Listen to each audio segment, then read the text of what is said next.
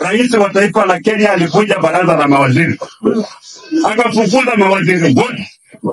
Akabaki na deputy president na prime cabinet secretary Raila Musalia Mudavadi. Wakati wa rais alikuwa anakuja kusoma majina ya mawaziri, alikuwa anasimama katikati, pande anasimama Musalia Mudavadi, pande anasimama Gachagua. Na rais anasoma majina, jamii wa Kalenjin wako na majina 8, jamii wa Kikuyu wako na majina 5. Musalia alipewa ngapi? Akikuwa amesimama hapo kwa mbali. Alipewa ngapi? Musalia Mudavadi alipewa 0. Hakupewa. Mheshimiwa Raila Odinga wakati alikuja kwenye kwa serikali ya Kenya akapewa nafasi ngapi? Nafasi 6. Akiwemo Attorney General wa Kenya. Kwa sababu gani?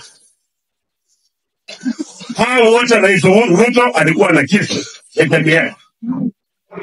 Gachagua alikuwa na kisu ya jamii yake. Raila akaja na kisu ya jamii yake pamoja na Waluhya.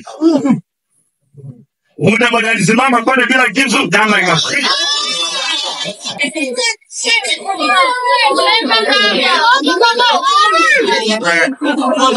Sisi tunatafuta kisu watu wetu. Tunatafuta kisu maana za kuitwa kwa meza, upewe cheo kubwa na una kisu. Watu yako wanaendelea kuhangaika. Tunakaa vizuri kwa.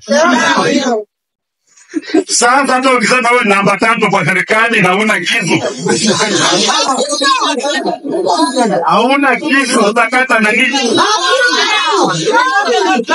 Mimi nimesema wakati huu nitaambia watu wangu ukweli. Mtu akisema sina heshima hiyo ni shauri yake. Hakuna heshima kwa umasikini. Hakuna. Hata mtu ambaye kupata kule. Embo yote huko.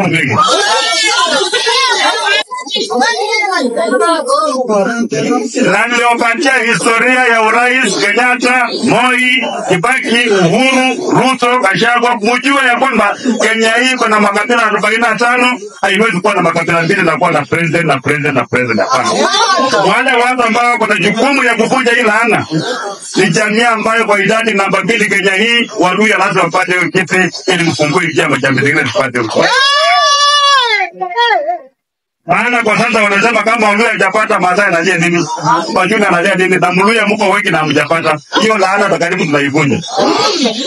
Na sisi tukiivunja tutapewa hiyo kisu, tutagawa mali ya Kenya kwa njia ambayo sawa sawa. Hakuna kufinya mtu.